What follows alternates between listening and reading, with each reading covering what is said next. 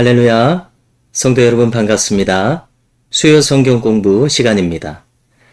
오늘 본문은 마가복음 4장 1절에서 20절입니다. 유명한 씨 뿌리는 비유죠. 이 비유는 천국 비유요. 인간의 마음밭에 대한 비유입니다. 우리 자신의 영적 상태를 정확하게 비춰보고 돌아보게 만드는 비유입니다. 네 가지 마음밭을 보여주셨는데요. 옥토밭, 길가, 돌짝밭, 가시덤불입니다. 우리는 반드시 우리의 마음을 옥토밭으로 유지하도록 힘써야 할 것입니다. 우선 주님은 이 비유를 갈릴리 바닷가에서 하셨습니다. 한 배 위에서 갈릴리 언덕을 바라보셨다고 가정해 봅니다. 저쪽에서 농부가 씨를 뿌리고 있습니다. 주님은 뿌려진 씨가 길가와 돌짝밭, 가시덤불과 옥토밭에 떨어지는 것을 보고 계십니다. 그리고 즉시 이것을 천국의 일과 연결시켜서 비유를 베풀기 시작하십니다. 여러분, 우리도 주님처럼 일상에서 일어나는 모든 것을 천국의 일과 연결시킬 수 있는 지혜가 있다면 얼마나 좋겠습니까? 쉬지 말고 기도하라. 범사에 감사하라. 이런 말씀도 같은 맥락일 것입니다. 일상의 모든 부분에서 복음을 적용할 수 있다면 우리의 인생길은 보다 복될 것입니다. 먼저 농부가 뿌리는 씨는 복음이요, 하나님의 말씀입니다. 받아들이는 입장과 상관없이 씨는 뿌려집니다. 여러분, 이것은 우리가 어떻게 전도해야 하는지를 잘 보여주고 있습니다. 받아들이는 대상이 환영할지 말지 지레 겁먹고 주저할 필요가 없습니다. 우리의 할 일은 복음의 말씀을 뿌리는 일이요, 길가나 돌짝밭, 가시덤불이 받아들이느냐, 그 여부는 오직 그들의 몫일 뿐입니다. 우리는 다만 나의 몫을 하면 될 뿐임을 명심할 수 있어야겠습니다. 이렇게 해서 뿌려진 씨앗이 첫 번째로 길가에 뿌려집니다. 그러자 새들이 와서 먹어버립니다.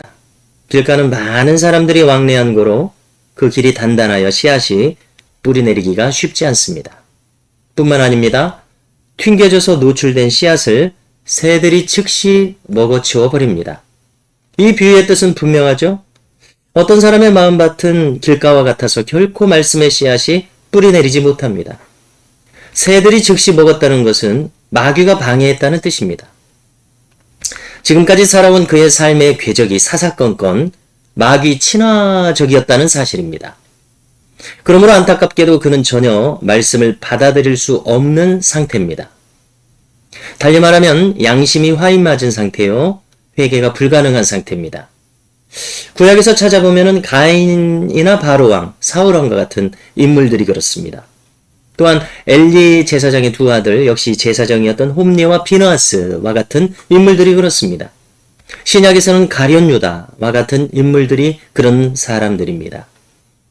이들의 마음밭은 회개가 불가능한 상태입니다. 안타깝게도 이 세상의 대다수의 사람들의 마음이 이와 같습니다. 그들이 쌓았던 인격과 경험, 학문과 그들이 소유한 재물로 인해서 도무지 말씀의 씨앗이 들어갈 자리가 없습니다.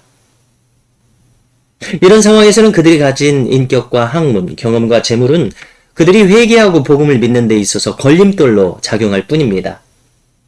그들이 가진 것이 그들의 회개를 막는다면 그들이 가지고 있는 것은 진정한 의미의 축복이 될 수 없지 않겠습니까?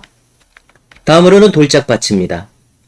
곧 싹이 나오지만 흙이 깊지 않아서 뿌리를 내리지 못합니다. 해가 돋은 후에 타서 말라 죽겠다고 합니다. 이 부류의 사람들은 복음을 좋게 여겨서 처음에 받아들입니다. 구원과 영생, 천국과 축복을 좋게 여깁니다. 그러나 해가 뜨면 타버리듯이 조금만 어려움이 생겨도 순식간에 복음을 버리는 사람들입니다. 그들은 뿌리 깊은 신앙이 아니기 때문에 그렇습니다. 신앙을 가진 후에 어떤 일이 잘 되면 신앙을 가져서 복받았다고 생각합니다. 그러나 조금만 역경이 와도 신앙을 가져봤자 아무 소용이 없다고 합니다. 이런 분들은 복음을 감정적으로 받아들인 자들입니다. 지적인 호기심을 채울 목적으로 받아들인 사람들도 여기에 속합니다. 성경 지식을 현대인의 상식과 교양 정도로 받아들이는 사람들입니다. 이들은 복음에 올인하지 않는 사람들입니다. 또한 이들은 복음으로 인한 핍박이나 어떤 불편함이 오면 즉시 복음을 버려버리는 부류의 사람들입니다. 가족들의 반대나 직업상의 불이익이 오면 복음을 버립니다. 이들에게는 도무지 환난과 핍박을 이길 생명력이 없습니다. 왜냐하면 십자가의 의미를 정확하게 이해하지 못했기 때문에 그렇습니다. 영생과 천국의 의미를 정확하게 이해하지 못했기 때문입니다. 그러므로 이들에게는 전적인 헌신이 불가능합니다. 여러분, 참된 진리는 무엇이겠습니까? 어떤 역경과 환난 그리고 핍박과 죽음도 이겨내는 것이야말로 참된 진리 아니겠습니까? 다음으로는 가시떨기가 있습니다. 이 마음밭은 본래 옥토밭입니다. 힘있게 자라기 시작합니다. 그러나 가시떨기의 기운에 막혀버립니다. 복음이 자라지 못하게 하는 강력한 방해물을 만나게 되는 겁니다. 19절에서 주님은 그 강력한 방해물들을 이렇게 설명하십니다. 세상의 염려, 재물의 유혹, 기타 욕심들이라고 말씀합니다. 이들은 영생의 진의를 알지 못하므로 보이는 세상 염려가 큰 장애를 줍니다. 그들은 천당과 지옥을 동시에 경험합니다. 기어이 천당의 지옥을 이겨내야 하는데 세상의 염려는 그들을 천당에서 자꾸 끌어내립니다. 또한 우리 한국적인 상황에서는 문화적인 요소가 장애가 됩니다. 한국 사회는 유교적, 불교적, 무교적 문화가 혼재하고 있습니다. 유교적인 체면 문화가 있고요. 불교적인 염세주의, 무속적인 기복주의가 한국인의 종교 문화적 심성에 자리 잡고 있습니다. 그것이 문화적인 가시덤불로 작용합니다. 우리는 이 문화적인 가시덤불을 제거하고 순수한 신앙적인 문화를 수립해야 하겠습니다. 또한 재물의 유혹이 그를 압도하겠다고 합니다. 현대사회는 물질주의가 지배합니다. 물질로 계급이 나뉩니다. 물질이 그 사람의 가치를 정합니다. 유물론적인 무신론이 현대사회를 지배하고 있습니다. 물질을 얻기 위해서라면 자기 영혼이라도 팝니다.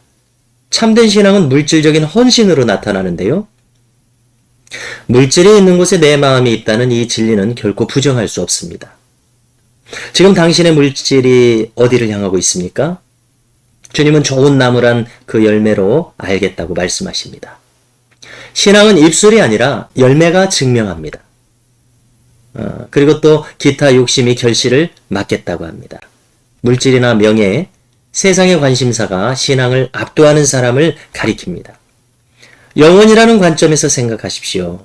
잠깐 몇십 년의 즐거움과 영원한 가치를 뒤바꾸는 어리석음을 범해서는 안 되겠습니다. 여러분, 우리가 만일 이 생의 욕심을 채운들 그것은 결코 영원한 기쁨과 안식을 우리에게 가져다 주지 못합니다.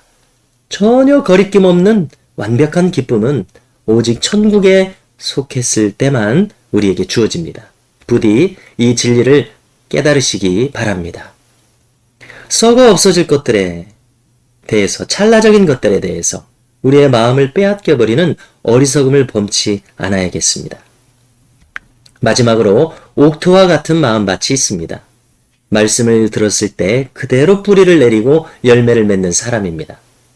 이런 사람은 30배, 60배, 100배의 결실을 하겠다고 합니다. 이걸 횟수로 바꿔도 말이 됩니다. 30년, 60년, 100년 동안 중첩된 열매를 맺는 사람이 됩니다. 물량적이고 심리적이고 인적인 열매를 맺는 사람을 가리킵니다. 여러분, 이처럼 복된 인생이 어디 있겠습니까?